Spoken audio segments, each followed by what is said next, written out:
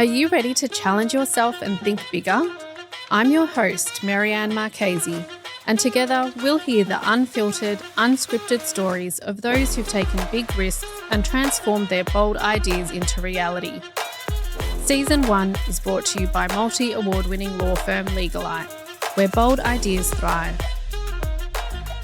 Hello there. With me today is Emma Stallworthy, co-founder of Your Reformer, the company bringing the full studio Pilates experience into homes across Australia, New Zealand and beyond. What began as a personal practice soon became a powerful new business idea. When Emma and her husband were planning some family downtime, COVID hit and they spotted an opportunity. Fast forward to today, Your Reformer is redefining how we move, recover and connect with beautiful reformer beds and an app that delivers exceptional on-demand classes. Welcome, Emma. Thank you, Marianne. So good to be here. Oh, it's a pleasure to have you here. Tell me about life before Your Reformer. What did you do for a living? Yeah, so Ben and I have been in business together now for 16 years, so a long time. So prior to this business, we had a chain of gyms in Melbourne. So we had 6. Ben's your husband? Ben is my husband, yes, clarify. And so heavily in the business, I was leading the ops side. He was definitely leading the sales and the growth of the business. So yeah, we did that. So been in the fitness industry for quite some time. Amazing. And you first discovered Pilates during a really personal chapter of your life. Can you tell me a bit about that? So I was very much your typical, it's HIIT, it's running, it's, anything you can do to kill your body and sweat as much as you can. And I thought that that was the way of health, essentially. And it wasn't until I was trying to fall pregnant and really struggling with that I had to reassess a number of things, and fitness and the way I moved my body or the way I looked after myself was one of them. And I was recommended to slow down, to try yoga and Pilates, and really resonated with Pilates. I just fell in love with the modality. It gave me the satisfaction and empowerment from the movement where I felt strong and I felt like I'd really moved my body. But I also got the ability, I guess, to find that balance with my parasympathetic and sympathetic nervous system and kind of let my body know that it's not in this fight or flight response 24/7 that so many of us, particularly type A's like myself, find ourselves in or just put ourselves in. And that's what I needed to, I guess, be able to eventually fall pregnant. And so for me, it's a very personal attachment to the movement. And that's my personal story. But when I upskilled to become an instructor and when I started teaching the classes, I really connected to the energy and the stories of my clients as well. And they all had their own unique experiences to why they found Pilates and what it meant for them. But everyone was very connected to it and had a very deep reason as to why they'd found it and what it had changed in their life and what had shown up. So, I'm very passionate about the modality. And then so when we launched this business, combining both of them, and actually someone asked me on Sunday, do you get the Sunday itch? You have to go back to work tomorrow and that sort of thing. I said, actually, I don't. I just love what I do. Yeah. There is hard stuff, don't get me wrong, but at the crux of it, that passion is really that intrinsic motivation to turn up and do your work. Get excited. Yeah, I can relate to that too. I don't get the Sunday blues anymore. I think when you find your passion and you love what you do, it just goes away. Monday's exciting. Yeah. It's time to launch into doing what you love, and finding your purpose contributes towards that.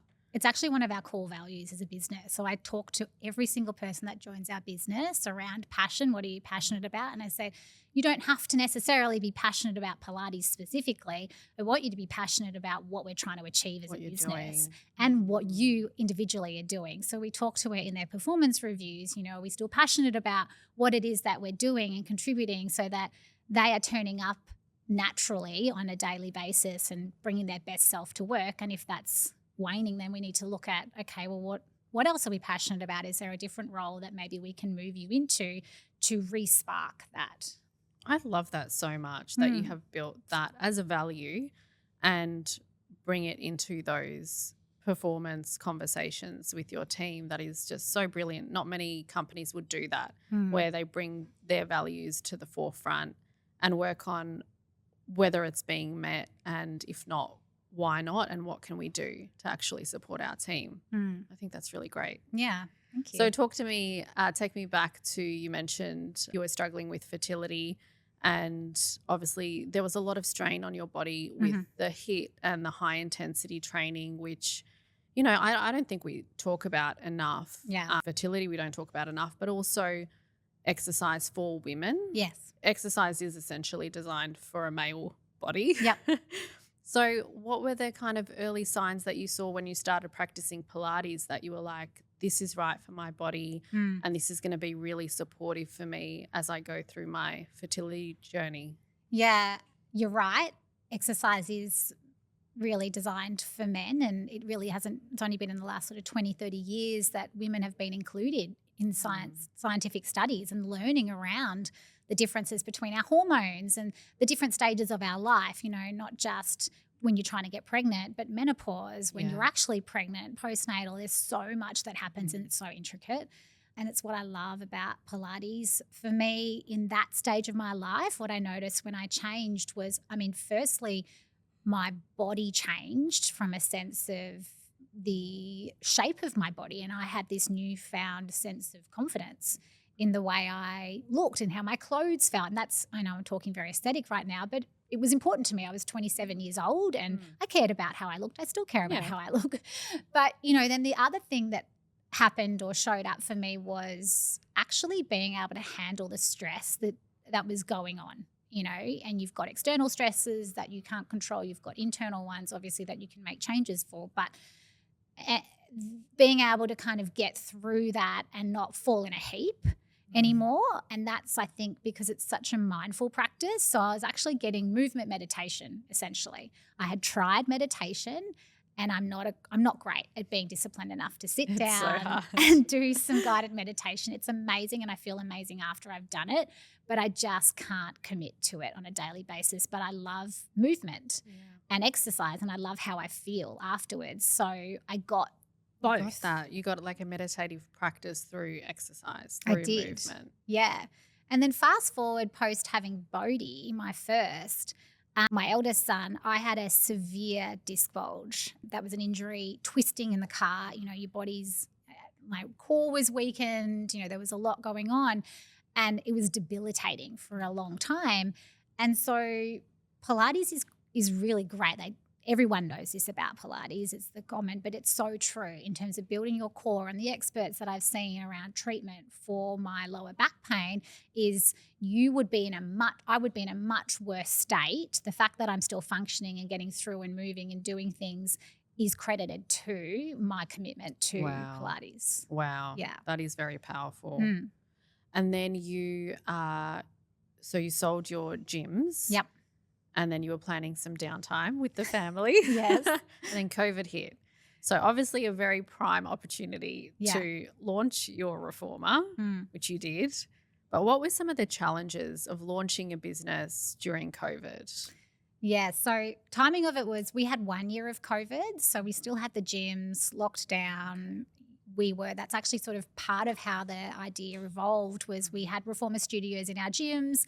We hired out the reformers. I was running live Zoom classes throughout 2020 for our members, and they were loving not actually attending the live classes, but I would send out the link to them after it to do it whenever they wanted, and that was the feedback. They were loving that opportunity. Exactly, on demand, even if it was 10 minutes, you know, after the time it was supposed to start, for example. So, you know, that idea bubbled. We did have the opportunity to be acquired at the end of that year. And, you know, commercially we sat down and went, okay, we've got two options here. One, it's actually a really good market for us to grow our business. We were really, we knew we had a good business model in our gyms, and, you know, there was opportunity to acquire clubs that had struggled, unfortunately, during COVID. Because they were the first to close and the last to reopen. Yeah, and I think we opened in Melbourne for 10 days in June. Yeah, back down that. again. Yeah. It was pretty brutal, as were, you know, everyone impacted, I guess. But, you know, it came down to passion, and I wasn't passionate. And I'd said to Ben, you know, you can go and do this. love that for you.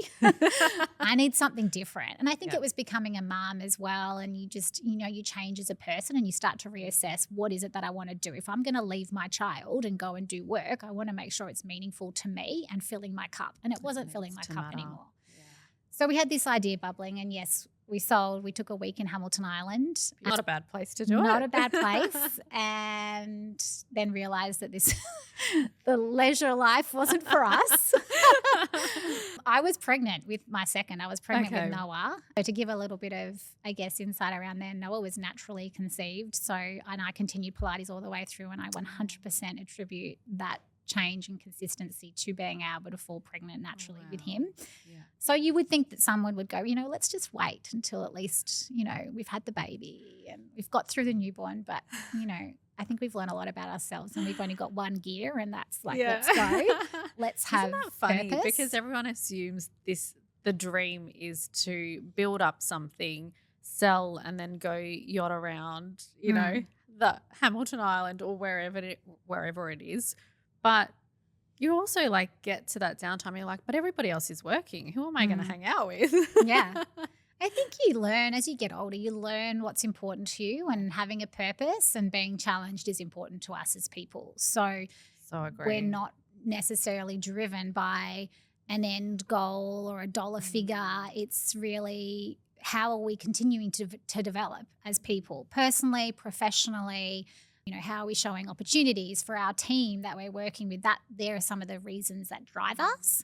And so I'm getting off track, Marianne. I'm sorry. No, that's okay. So it's coming back to the business. It's a really fantastic point, because I think a lot of people also do struggle with finding their sense of purpose. And, if you have followed a very linear, traditional path, you kind of do get stuck in a bit of a rut, and you might not know what is purpose to you personally. And I love that you have obviously found it, and it was through your journey with fertility and COVID where you did find your purpose and your passion.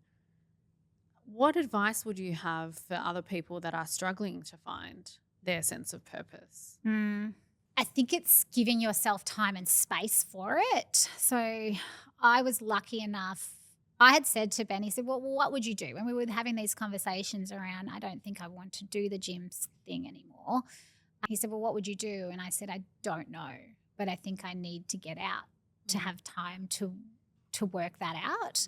I'm also a little bit woo-woo in a sense of I love signs from the universe, or I feel like if a path is feeling easier and things are sort of falling into place, that I take that as a cue that, okay, this is the right path. We're going down the right thing here. There's opportunities, doors that are opening, and we have choices. And so I'm going to lean into that. So getting curious, being okay with being scared, because that comes with it as well.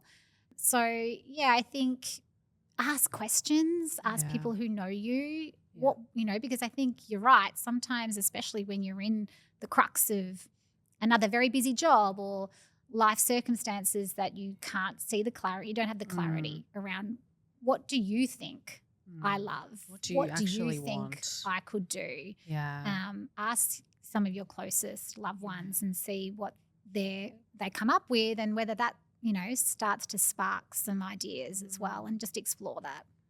I think that's really great advice, and that time and space, which most of us don't have, but it's where the best ideas come, or the best inspiration comes. And when you are open to seeing, signs, or you get validation that you're on the right path, you can't see that if you're stuck in your head or stuck in a rut. So I think that's really valuable. I think it was Einstein that said something like, when you're feeling uninspired, to just sit in a room and look out the window. I was going to say, go for a walk outside. I live by the beach. Go and sit at the beach. Like, a lot of people have this epiphany. They go on holidays. And exactly. They have an epiphany of, I'm coming back and quit my job. Or at 3 a.m. But you don't have to go on holidays to, have that. It's just, find some quiet time. Put your phone away, and just sit with your thoughts. Connect with yourself. Yeah.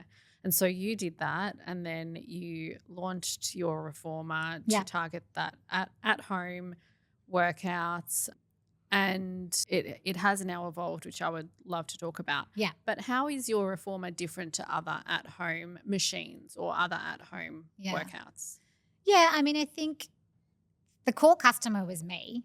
So Yeah. I love, being able to get into the psyche. It's so important of who your consumer is. And we wanted to provide a solution. We didn't just want to be a seller of a product. It had to be, I want you to use it, because at the crux of it, why we wanted to make it more accessible was because it had this long list of benefits, and I'd seen it myself, I'd seen it with our clients, that we wanted people to have access to and to enjoy themselves and better their quality of life. So we wanted them using it. So that on-demand side of it and bringing the studio in your home was a big part of from the very start. Like, I literally filmed when I was 35 weeks pregnant Great. to get content for going live. So not saying that I'm on the camera, but That is so we good. had team members that I was there coaching for our first round of content on the app. In regards to answering your question around what's different from our reformers compared to others, we say that we are affordable luxury. So I 100% believe that the quality of our reformers is outstanding. It's what you would expect, and it's what feedback we get from our customers of what they use in studios.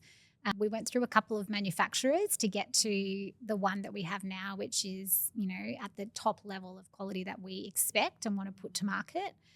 We're very design and aesthetic led. So given that our core customer is women, we want them to feel proud of that purchase. And many of them say it's now my favorite piece of furniture in my home. Like, who needs a coffee table when you can have a reformer Pilates machine? Because we want them attracted to it, but it's their haven essentially. And we want them to be able to go and use that and carve out that time for them, whether it's 10 minutes today, 20 minutes tomorrow, whatever it is that works in with their schedule. That's the convenience of having it there and then for the modality that we know that they love and has so many benefits for them. And how did you even begin? I mean, you mentioned you found a really great manufacturer ultimately, but how did you even begin to go down that path of manufacturing, finding manufacturers that you could potentially reach out to? Like, you're starting from scratch. I know you had gyms before, so obviously you still had some insights into that world. But what was that like for you to, start? I mean, we didn't reinvent the wheel. So our reformers aren't anything high tech, different from others on the marketplace functionality wise. At the crux of it, they're a reformer Pilates machine. We were lucky enough to have a contact through having reformers in our clubs and to then, get in contact with their manufacturer and tweak it based on, I guess, our experience with them in clubland and studio land, and then what we wanted to make changes to work in the home. So making them slightly narrower without compromising on the actual space when you're using it. The original folding was our concept and we didn't want it to be compromised. We didn't want it to be a flimsy, yes, it can be easy to fold up, put away. But then we lose actually the wanted quality. it to be, really great when you're using it. And so because we want people using it ultimately. So, we call it an occasional fold because, the carriage is heavy and you do need someone really to help you take that off, and then it easily folds and puts away. So it's more for, okay, this is a multi-purpose space and sometimes I might need to use this space for something, but I'm going to, put my reformer to the side then and there. So it was, and I think we didn't overthink it in a sense of, we came out with 2 colors and we had 3 options so that it was easy decisions. So it didn't not take too long. overwhelming. Exactly. Yeah. And I think when you're doing something new as well, you don't want it to be overwhelming. So was that a very conscious choice to keep it simple, not overwhelming? And have you now expanded into other colours? And yeah, we do limited edition colours. Love that. And they're I saw that recently. Was it Dusty Rose? Or Dusty is that Rose your we've OG? just brought back. Yeah. So that was really popular. I mean, Mocha, which is our standard SKU now, that was originally a limited edition colour. Okay. And it came out so strongly in the first couple of days that we thought, okay, this needs to be a standard colourway now. But it's that juggle as a business between carrying too many SKUs as well. We were new to being a equipment retailer, supplier, holding stock, buying stock, all of that happens with cash flow and just in time strategies and things like that. So to not expand too much on SKUs for two reasons. One, from a business perspective, capital-wise, but two, from a decision-making perspective for the customer who was looking at, ultimately having a reformer in their home. Mm. And also the website is so beautiful. The app is beautiful. What's the work that went into that behind the scenes? Because we obviously only see the finished product and it all looks beautiful and very premium and cohesive. What's the work that went into also the app and the website? And it seems like from the outside that was also a very conscious choice to make that aesthetic carry through to Definitely. digital. Yeah. Yes, absolutely. So we wanted it to be aspirational, and we partnered early days with, and in fact it's been our strategy the whole way through, is, the things that aren't our strengths, partner with the experts so that they can support you, and we learn and lean on each other, and it's a team effort. So we did work with a great agency who are still our paid performance agency actually here in Australia, who supported getting the website up off the ground, supported refining the branding. We now have an amazing team in-house that own and are the custodians of our brand, and I'm very involved in that creative direction of that as well. But I had this idea, and I remember I hired a house in Port Phillip Bay and Red Hill, and I just hired it on stay. So now you can hire homes all the time for photo shoots, but at the time that really wasn't a thing. So I hired the home for 2 nights, and I said to Ben, I've got this idea. I've got a photographer that I was recommended, and we're going to go shoot our reformers there. And he thought, he didn't understand the vision. I said, just trust me. Just stay with me here. Stay with me here. Bear with me. And we went, and it was so fun. I just love that. It was such a great day. It was kind of chaotic because we didn't really have any direction. Now we're so regimented, and on those shoots we know what we want, the shots we want, etc. We've learned a lot. But yeah, I just went with that, and we leaned in with the photographer, and I was like, I just love this home, and I just think we can get some great shots here, and this will be something that will stand apart in the marketplace from just a standard retail image. And we've got plenty of copycats now, which is, the ultimate flattery. Yeah. Well, they can never do it as good as you. Yeah. I must admit, I was looking at those photos recently, and I was like, where do you even go to get these? Like, where is this? Yeah. It looks amazing. It looks like, not even Santorini wouldn't even cut it close. It's like very unique, and it's very on brand as well. It's like you just found this place was made for you. Yeah, we've got strong guidelines around our brand, and both from a value set, a mission, and then the styling and the creative visual, like everything that is touched by the market has meaning behind it and has been thought through. So even the tone of voice that our online concierges, our delivery team, our commercial team, all of that has thought and guidelines around it, so that we are we have a lot of intention, and it's got that congruence of a brand, which is important to us. Definitely comes through. Is that all documented? Yep. And then you train your team on it? Yep. Wow, that's brilliant. Yeah, I still do a session with every single team member that joins our business, and that's part of what I go through. One-on-one. Yep. That's so good. Yeah, or 3-on-1, whoever, Or whatever, however many but it's people you. have joined us that week. Yeah.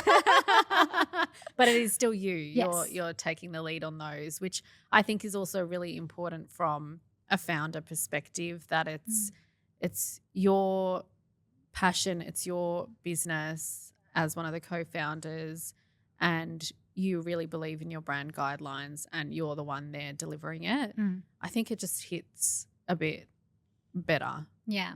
When it's coming, it's not outsourced or it's not handballed, especially in these early years where you're 4.5 years in.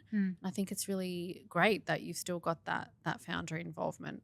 Yeah, I think it helps level. with connection as well. We've got a team now globally, so for them to understand where we've come from, how much we've achieved in 4 years, it sets the right tone, in my opinion, for them joining the business, that they can be proud of where we've come from and the team, and have empathy and understanding if there's certain things that still aren't ironed out. And, that, I guess, that buy-in and that team cohesiveness, that we are working towards a common goal. You touched on you're now global. What prompted What prompted the expansion? I mean, you went from Melbourne lockdowns Yep. to national to international, and you recently came back from the US as Yep. well. What's been the main driver of that growth journey?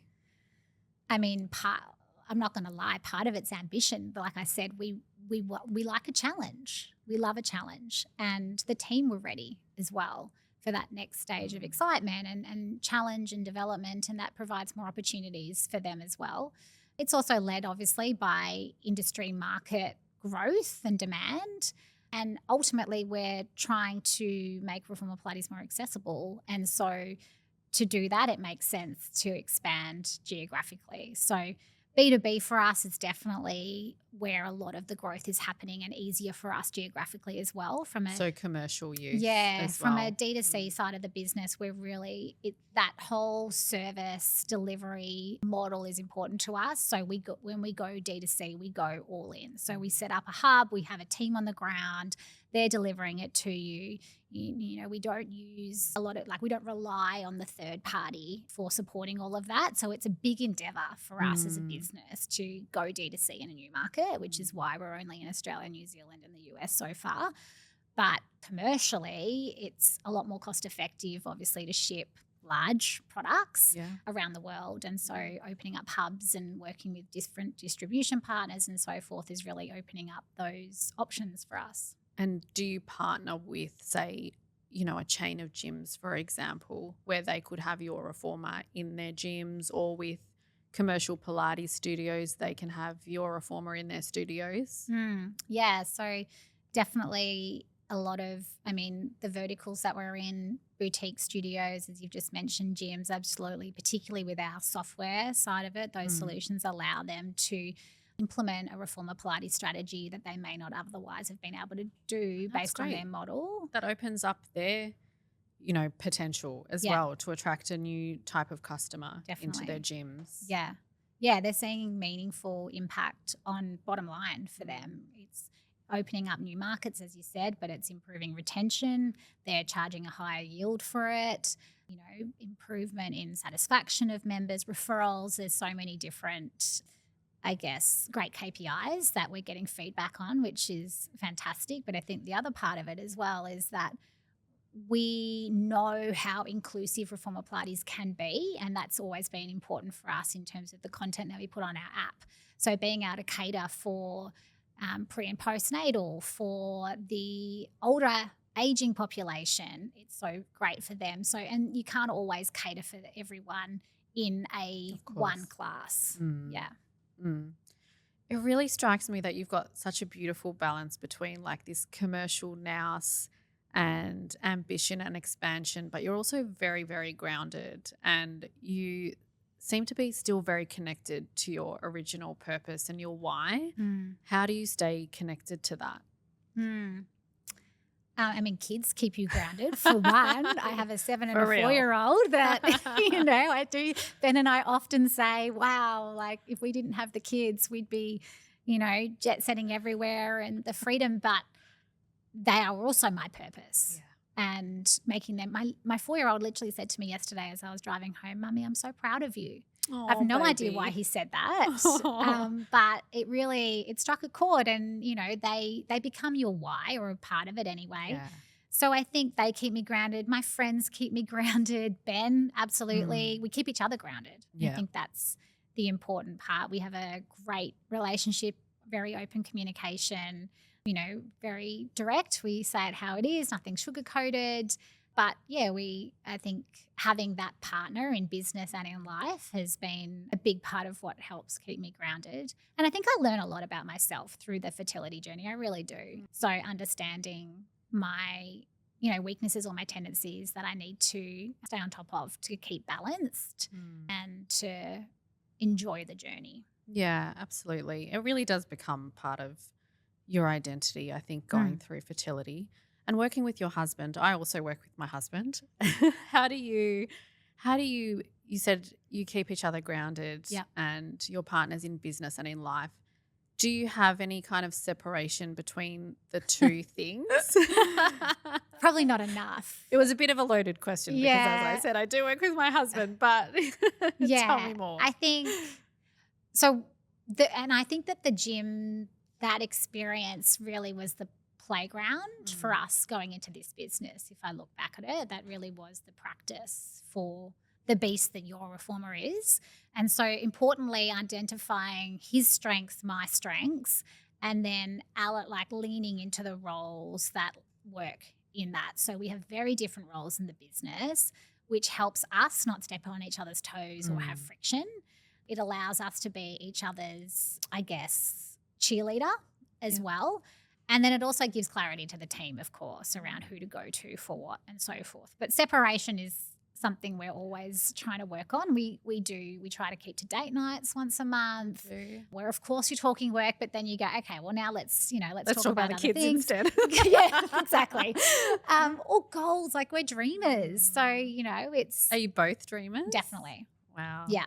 And how definitely. is that, both being dreamers in the business together? Yeah. I mean, I am definitely still a logical, risk-adverse person, whereas he's more of a let's go fly. I remember early days he'd have business ideas and I would say, well, what about X, Y, Z? And he would say to me, you're always negative. You always have the negatives. Why can't you be positive? I said, well, because you've already come up with all the positives. Yeah. So unfortunately, balance all it that's here. left is to talk about the what ifs. It's good. But You that's need why that. we balance each other. And that's why it's working. Yeah. So what's his role in the business and your role? So Ben's role, his title is CEO. He definitely drives vision growth and more around very heavily in that B2B side of it, negotiation, sales, etc. Whereas my role is founder and I also lead up HR. That people piece is really important to me and lean more into that D2C side of it and the Pilates, obviously, all of that in terms of the content on the platform, marketing vision, things like that. And you were operations previously in the gym. Yep. So that's a great, ability to be able to carry that through into this business. Yeah. Operations is, do you like it? Do you I- like operations? I do. I do like operations. I have a great operations team. Okay, amazing. My current operations manager's on maternity leave, so I'm steering that team at the moment and I cannot wait for her to come back. Yeah, I know. It's amazing. I've had multiple team members go on parental leave. And when they're away, I'm just like, oh, please enjoy your baby, but please also come back. Yeah, we're in constant communication. Yeah. When are you coming back? And it's so good you've surrounded yourself with obviously an amazing team. And you Yeah. said you didn't scale until your team felt ready as well. I just really love that you are bringing your team along for the journey as well. We can't do it without them. No. So we're only two people, one person, Yeah, for sure. What's your vision for your reformer? I mean, our BHAG is to be a household name. So at the moment, just very focused on the expansion of the business. There's a couple of other markets we would love to be able to offer our reformers to from a home perspective. UK and Europe are really, we get questions all the time. When are you gonna come to London? When are you gonna come to, I think, what did I have yesterday? Germany. Oh, wow. When will you ship to Germany? Like tomorrow? Yeah. Two visionaries in the business. You can make it happen. Exactly. We're coming. But, there's still so much growth and refinement and improvement within our current markets as well and within our products. The software, we have a lot of ambitious growth there. We have new software products coming next year. So, it's just sort of with the fast growth that we've had, really, 12 months at a time is sort of where it's at the moment. I think that's fair enough. I've done that before too, where kind of 5 years seems like everything's going to change in 5 years. So focusing on the next 12 months sometimes can be the best thing to do. Yeah. And just to wrap up, what's one piece of advice you've got for someone who has a bold idea? I thought about this question. I actually have two if I can sneak two in. Go for it, please. So my first one is start before you're ready and keep reforming if you like that. Oh, I love that. So, that's how bold ideas happen really, is the iteration. So you're never going to feel ready. It's never going to be perfect. You just have to start somewhere and be really receptive to feedback and open, and know that it's a constant evolution regardless of where you start. And the second piece of advice is find someone to lean on. So whether that's a coach or a mentor, or if you're lucky enough to have a business partner, because it can be really lonely on your own. So being able to have someone to vent to hear you, to be your cheerleader and say, you've got this, it's going to be okay, and maybe give some, solid advice along the way, I think is really valuable as well. Yeah, agreed, 100%. Thank you so much. And finally, where can people find you? Me, I am Emma.Stallworthy on LinkedIn, or yourreformer.com.au. Amazing. Thank you so much, Emma. It's been such a pleasure to have you. Thank you so much. It's been great to chat.